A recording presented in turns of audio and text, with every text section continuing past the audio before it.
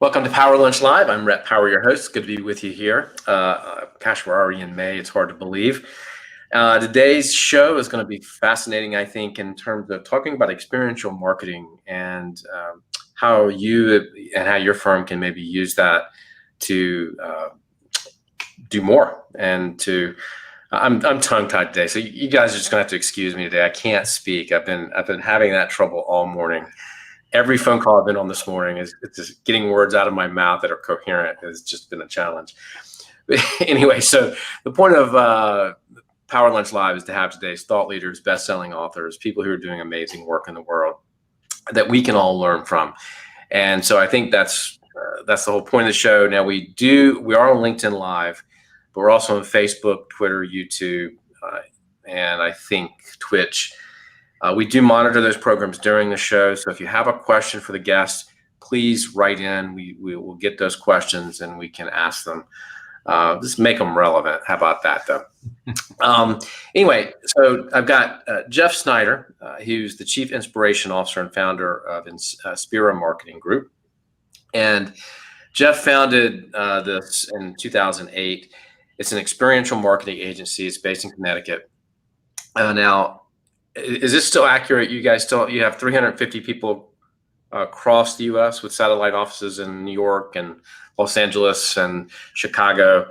I mean, the client roster is the sort of a who's who of American brand. Good brands: Jeep, American Express, National Geographic, Microsoft, and you're known for your award-winning work, and you're recognized in Forbes, Inc., Entrepreneur 360. You and I are actually fellow EY nominees for Entrepreneur of the Year. And the work is just, I mean, you're really known for fantastic stuff. And so welcome to the show. I think this is going to be interesting. Oh, thank you, Rhett. I'm super excited to be here and great to meet a fellow EY finalist. Yes, love that. Yeah, so I wish I could speak that. I don't know what's happening with my brain and the connection here today, but so if I don't ask a coherent question, you can say, please rephrase that. Will do. So I'm interested. You've built this culture, an intentional culture, it seems to me, around optimism, excellence, and innovation. And so can you talk about that? Because we often hear, culture, you got to build culture. But I think sometimes we struggle to know what that really means and how to really think about it and how to look at it. And I think it's really important. We do have a lot of startups and early stage companies that listen in. And so I think that's an important conversation. And I think it's important, even more important today, as we're coming out of COVID and people are going to come back to work to an office in a lot of cases. Can you talk about that a little bit, Jeff? Absolutely. That is absolutely at the crux and foundation of Inspira. To back up a little bit, my story is, my daughter at age 2 was diagnosed with a very, very rare form of spinal cord cancer and was devastating as a father. She's 20, by the way. So just to put it in perspective, she's still battling it. But it really, kind of put me in a state where we were so hyper focused on just getting her healthy again, getting her back out there. I felt very tied to the company that I was working with, and it really wasn't until I saw my daughter, who had just gone through multiple surgeries and chemotherapy protocols and physical therapy, occupational therapy, all these different things. And the reality is, she just wanted to be a kid.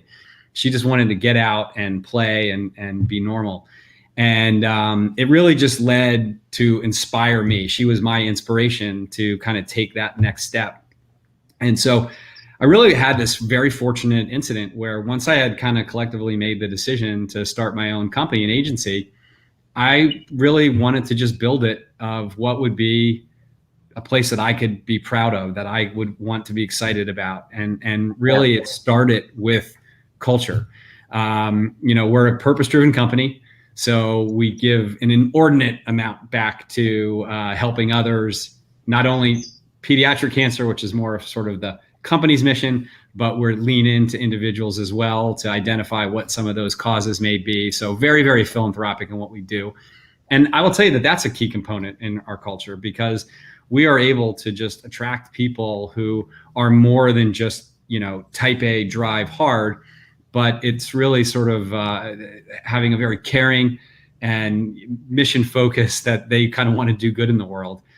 But with that, as I was kind of designing the company out, having just been working for a number of companies over the years, I saw a lot of good and I saw a lot of bad.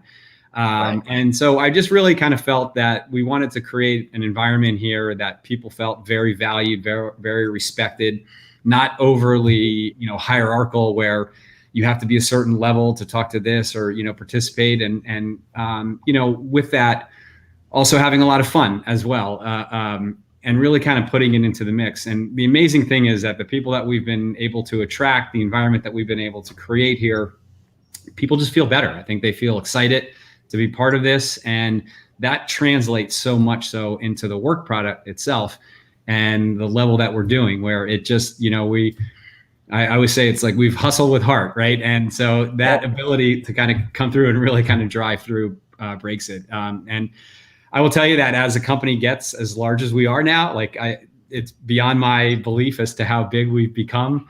To have over 350 employees, to have it in over, I think, 30 different states that we're, active in right now, it becomes a real challenge to kind of maintain that culture, not only at headquarters, but also through the field itself, and something that we have to work very, very hard to maintain and make sure that we kind of have that level of connectivity and engagement with our folks out there. How do you do that? Yeah, well, look, it was easier when we were all in sort of a room, kind of like all in this together type thing. So I will tell you that we've learned a lot and have made some missteps along the way. One thing I think is just key, though, is just, what do they say? Hire slow, fire fast, as being one of the critical pieces. Our type of organization and culture is not right for everyone. Honestly, the high performers, type A, win at all costs types, they do not do well here. And I'm not saying that we are not performance driven. We are very, very goal oriented and performance driven, and we love to exceed our clients' expectations. But at the same time, there is so much more of a camaraderie and level of team and support, and again, and just kind of compassion. We've really kind of landed on a critical place of, what's the common thread with our culture and also what we're able to deliver with our work product. And it really just comes down to empathy and really sort of like understanding and respecting each other's differences and nuances, and really kind of how we can, be together. COVID has thrown a big monkey wrench into the works, and has really challenged our folks to be that much more creative as how we can, engage with that. So, whether we're doing just wellness checks and being able to kind of like bring people together in small groups and really understand how they're doing. We've done a lot with creating kind of, virtual events and even game shows, activities. We compete and participate in different kind of charitable virtual 5K events. So there's kind of a level of, kind of spirit and camaraderie. We just did an event recently where we actually had a series of comedians come in and did almost like kind of a stand-up night just for our group. So they're doing kind of their acting materials, but they're also, roasting us along the way. So it was just a lot of fun. That sounds like it. But that's the extra mile that it seems like you go for your team. And I think that's what makes it a really special place. If you look at sort of what people say about you guys internally, it's remarkable how they speak about the company. You don't see that very often. Talk about experiential marketing. I know what it is, but I'd love your take on it. And has that changed, and will it change because of COVID? I know that's probably a loaded question, but and how what does it look like coming out of COVID? What is experiential marketing going to be now? Yeah. Look, experiential marketing, this was sort of I think when I was maybe a few years out of college, I had no idea that this industry actually even existed. I think back then it was probably just called more event marketing. But oh my God, once I found it, I was absolutely hooked. Just such a level of being able to have that one-on-one dialogue and engagement. And, the way we look at it is, our medium is closest to the customer. And one of the very few that allows for that in real life, real time, two-way communication.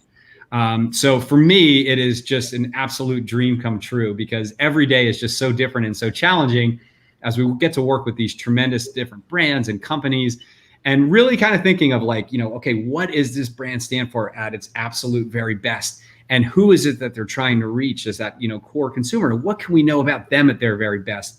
And our job really from an experiential perspective is to identify where are those relevant lifestyle intersections, and how can we kind of create these very, very meaningful, authentic engagements that allow kind of brand and consumer to fall in love with one another. So whether that's through, one-on-one engagement, whether it's through activating at a sports sponsorship or a mobile marketing tour, or even at retail, digital engagement is now, experiential. You really kind of think through of like all the different types of touch points on that. It just becomes, so exciting to figure out how we're going to absolutely be able to break through that clutter and all the messages that we're bombarded with, and really kind of help, drive and break through. So when I talked earlier, even a little bit about empathy, that's part of our whole exercise of even just transforming ourselves into kind of the mind of the customer and where they are and how would they want to be approached and how would they want to be communicated to, and what type of, visuals are going to, light them up, and what type of engagement. And so as we're able to really kind of help crack that code about what that looks like, our creatives just love to descend on that and really kind of help design what's going to, kind of pop and break through. But your second question though, regarding from a COVID standpoint, I will tell you this has been I've got a lot more gray hairs because of this year with all things COVID. Thankfully, I think the level that we provide, it's not entirely driven specifically around live events.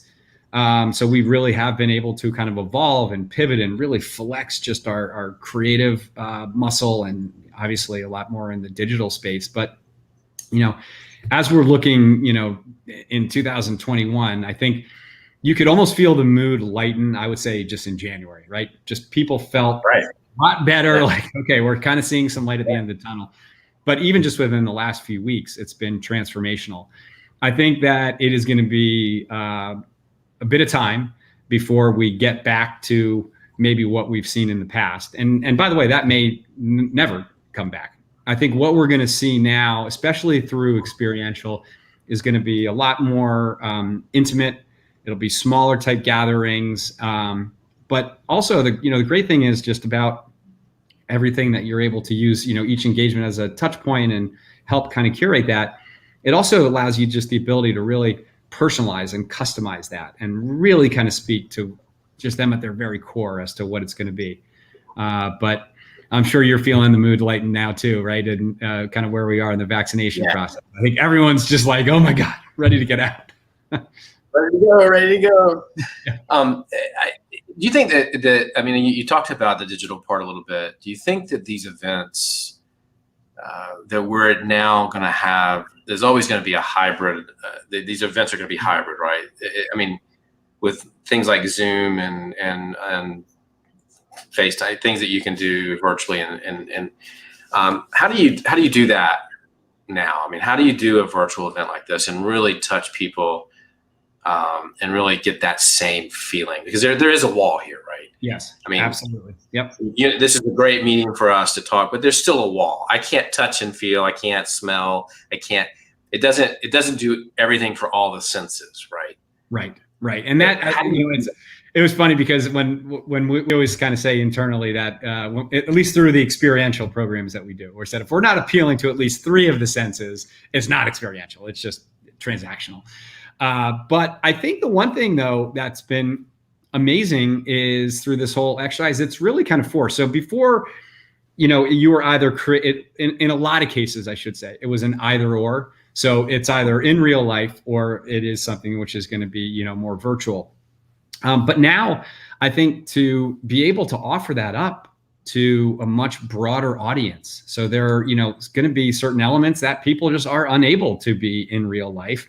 And now the ability to offer them sort of a digital experience, something that could translate through other mediums, is fantastic. I mean, it just absolutely increases the reach. But at the same time, I think we're becoming so much more accustomed to that, right?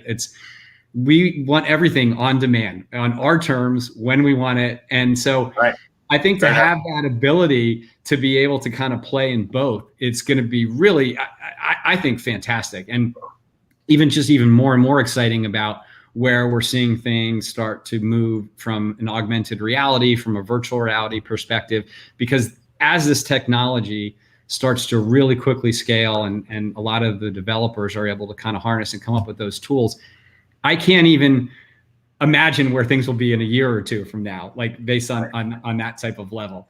So it's really exciting. It really, really is exciting. How, you work in a small community, and I know you do a lot for small business. How can, in this day and age, small and medium enterprises utilize experiential marketing, and how do they, I guess I know when I first started my toy company 15, 16 years ago now, we got inundated with all, let us help you do this, let us help you do that. We didn't, it was really tough to decide what kind of marketing to do, what would work, what didn't work. How do you, how does a small business do that? And is there a place for experiential marketing for a local business? Absolutely. I think one of the biggest, my recommendation would be, though, I think you really, really need to identify, what is that best source of business. We do a lot of exercises here that we'll work with brands and companies of, we can a lot of times model off of who currently is consuming the product, but we'll take it to the next level of really trying to kind of peel back from just an ethnography standpoint, understanding less demographics. I don't care about how old you are and your income level. Yes, it's a statistic, but it's a statistic that's usually used to buy media. What I want to get to is the mindset. What is the mindset of the person that is, your current brand lover right now? And how can we model against that to see what those different attributes are of people that look, act, and feel exactly like that? Because that, to me, is the low-hanging fruit and the source of business that we should be targeting. And I think once you have an understanding of that, experiential marketing is just absolutely incredible, because you can now really kind of think through, okay, where do these people go? Where do they congregate? What's going to be the best place for me to engage with them? What's the tonality of it? What's the communication style? I don't necessarily have to appeal to everybody anymore. As a matter of fact, I want to be hyper-focused on creating an experience that's going to resonate with them, because I know that if I can curate the experience that is lighting them up for reasons that they don't even, can't necessarily, dictate, they're just automatically going to feel like this brand gets me.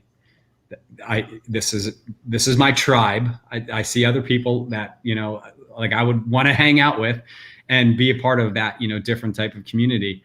And it becomes, I think, although, people look at experiential and they say it might be very expensive for the number of people that you're trying to reach, I think it's the other way. It's like, if this is your best source of business, to be able to kind of create that level that you'll have much longer engagement versus a digital banner ad or a 30-second TV spot. We are talking about very immersive two-way back and forth conversation that really will get them to that level of adoption. But even more so of then being able to utilize those people now as your ambassadors and people who have raised their hand and said, yes, I'm in, this is a brand for me. And to really be able to kind of harness into that community, to be able to utilize, from there, it's just there, it becomes user generated content that you're not even orchestrating. They're just doing it organically. I'm going to struggle with this question, I think, but I articulating it, but to me, one of the things that you're saying to me, and I'm hearing, and maybe it's just through my own lens, but the word experience is really critical here. And I think that, I mean, there are a lot of reasons why brands fail, but to me today, it really is about that customer experience. And you can talk about culture and all, and that's all important. But I go back to this toy store that I don't think I'll ever forget. She had three stores, and small toy stores are dying all over the place. Even back then, they were disappearing. And yet she really worked hard at creating this really interesting experience when you walked in the door. You know, everything from opening the boxes of toys in the store and having this play area and having a coffee bar for parents to sit and talk on a Saturday morning and let the kids play in the store, run around and go crazy. I mean, you walked in and that place was just always a madhouse because of the experience in there. Right. And I remember walking into a Toys R Us and you're thinking, this is awful. Like, this is not, this has no character, this is just an awful, like you walk in and you feel like you're in a department store. It doesn't have any fun. There's no fun walking in here. Right. So to me, that the key thing that you're talking about really is that creating that experience for your brand now. Yes. And that to me is something that a lot of people miss. Yeah. And Rhett, I'm willing to bet too that the staff that within that toy store, they were knowledgeable, they were experts, they were available. So as people came in and maybe were struggling with, hey, I've got a gift for an 11-year-old, boy who's into X, Y, and Z, they were probably so knowledgeable to say, like, take them right over to the section, talk through the different types of aspects with it.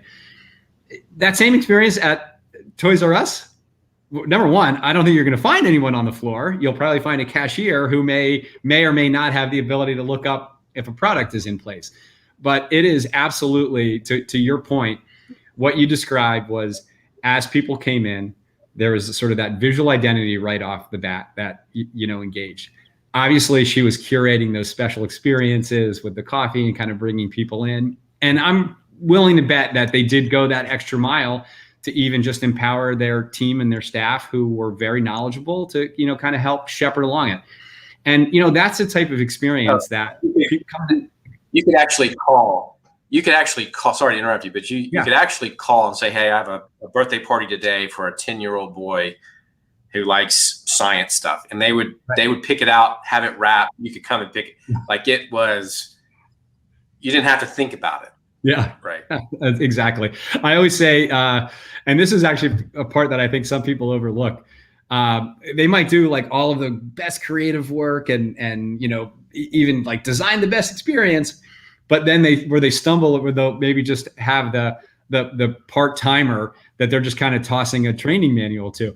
And I'm like, guys, the messenger is the message. This person actually has to be a reflection of your brand at its best. And so if it is going to be this, you're going to need that energy and that personality. And you know what? You damn well want to make sure that they are absolutely armed with the right questions and what that may be to kind of help drive that. And so it's so funny to see, like, maybe some of like the best ideas stumble just at, the 5-yard line because they forget sort of that critical piece, which honestly is probably one of the most important ones.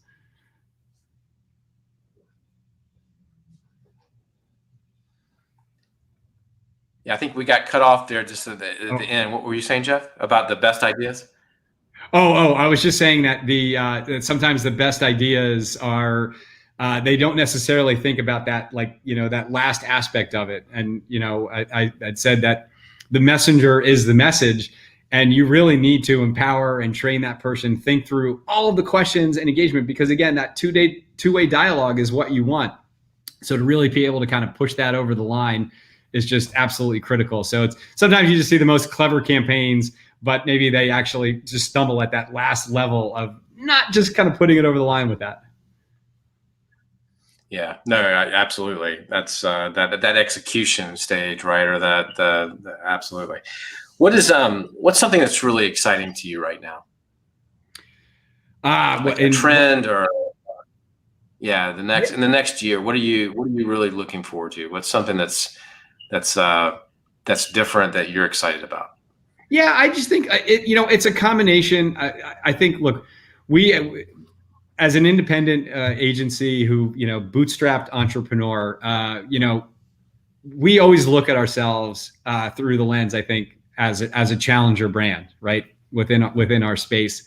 And I think we kind of take that challenger mindset to everything that we do, of working with, variety of different brands. Some of them are small startups, others are, kind of big, big kind of conglomerates. But at the same time, being able to kind of take that mindset. So what really excites me, number one, is the rapid rate of just sort of technology and how that's evolving, but dovetailing that with how that's sort of influencing just how we act as people, as individuals, and being able to kind of take through a brand's, challenges as to, well, what are our goals? What is it that we're trying to accomplish? And, a lot of times it's very KPI driven, but being able to take sort of the scientific component and now kind of add that artistic flair of, okay, really just being able to kind of think through of what's going to break through, how we can help drive that and really kind of, lead it. So, for me, it just is every day is a different adventure. Because we're constantly kind of thinking of, course correcting and innovating and, ideating as to what's going to kind of break through. But the really cool thing too is just seeing sort of what the role of technology is and how that can be incorporated. And I'm not saying that I'm so against doing clever for clever's sake. So it's not just about like shiny new kind of finding that thing, because it really has to fit at the true essence of, not driving the business results. And also weaving into what's in part of their daily lives, and not something that's going to be disruptive, but it's going to be something that they're going to really welcome and lean into. Yeah. What's something that worries you right now? Probably the same thing. No, what worries me is just, again, with just how fast things shift and change. I was really so proud of our team that was able to quickly evolve and pivot in, a pandemic, which is really just, unprecedented by every stretch of the imagination. There are, let's just say there are less agencies in our space today than there were 13 months ago. Right. That regard of just, seeing how quickly technology is advancing and adapting. And, I feel in my heart of hearts that there's always going to be a need for sort of that human contact. But at the same time, just of seeing even in kids and youth, sort of the reliance from a technology perspective, what is that going to look like, and how that's going to evolve, in the next few years. So definitely kind of keeps right. you, hyper aware and really kind of like leaning in on how we can evolve with that. Yeah, no, that's I think spot on. So talk about, for you, what are some things, you did bootstrap this company, you grew it from the ground up, and it's an incredible story. What are some of those things for you that kind of keep you going and keep you motivated? And what are some of those things that let you sort of be your best self every day? Maybe that's a habits question. What do you do that keeps you sort of grounded? Yeah. It's tough. What you're doing is tough. It's stressful. It is. And definitely a lot of, with the number of employees that we have, you can imagine that heavy is the crown, right? It's a lot. Yeah.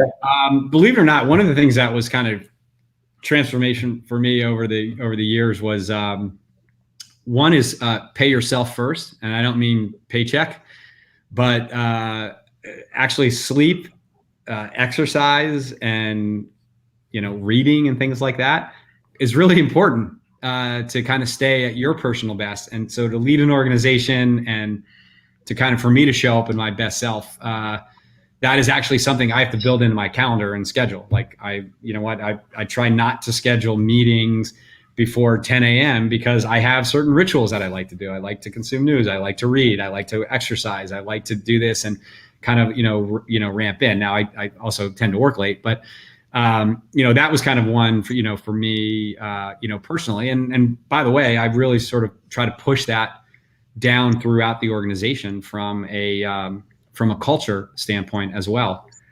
Because I just think that, again, that sort of, look, work-life balance, I don't even know if that's possible anymore with, cell phones being always on. But at the same time, you need to have at least just that sort of outlet and aspect. On the business front, though, I think when we first started off, and again, when it's your money and you have to be so wise with every dollar spent to make it sure that it's the hardest working dollar, for you. We stayed hyper focused at our core areas that we just knew that we could be the absolute best. Since then, though, from a growth standpoint, growth for me is not bottom line driven, but growth for me is in what our service offerings are and what we're able to deliver. And so really the last several years have been awesome because I'm constantly pushing and hiring new people who are going to stretch and who are going to take us into new territories. And I have to tell you, when COVID hit, it was fantastic because we were really able to just turn and offer new level of services. And, when most people were really just dying, we were picking up new agency of record assignments as the creative agency of record, like developing the whole strategy, the whole architecture, the whole, creative campaign, and really being able to kind of push that through. And, couldn't have done it without just such a wonderful team who was willing to embrace that and lean into the challenge. So, again, I always say, like, I am very growth oriented, but again, it's kind of like that calculated just to make sure that we're stretching just our work product, because we could probably make a ton of money just literally handing out samples and doing something, low key. And I would be very unfulfilled with that. So being able to kind of evolve where we have has just been very cool. Yeah, it sounds like there's good things on the horizon for you and for the company. So this has been a real pleasure, Jeff. Thank you so much. Rhett, I've really enjoyed it. Thank you so much. Yeah, sorry we're having a little bit of bandwidth issues. It seems like, but yeah, this has been a real good conversation, and love to have you back on. We regularly have panels and discussions, and love to have you back on at some point too. So, I would love it, Rhett. This has been great. Thank you. Yeah, and thanks for joining us here on Power Lunch Live. If you would like to check out the schedule coming up next week, please go to powerlunch.live and check that schedule out. Got a great week ahead. Anyway, thank you for spending some time with us. Have a great day. And Jeff, how can people find you? Real quick, I forgot to do that. Look me up on LinkedIn. That's probably the best way to get in touch with me. So Jeff Snyder, Chief Inspiration Officer at Inspira Marketing. All right, fantastic. And what's the it's inspiremarketing.com, right? Yes, correct. All right, fantastic. Great. And we'll put that link. I think that link will get put into the show. So thank you guys. Have a great day. We'll see you next week. All right. Thanks. Bye.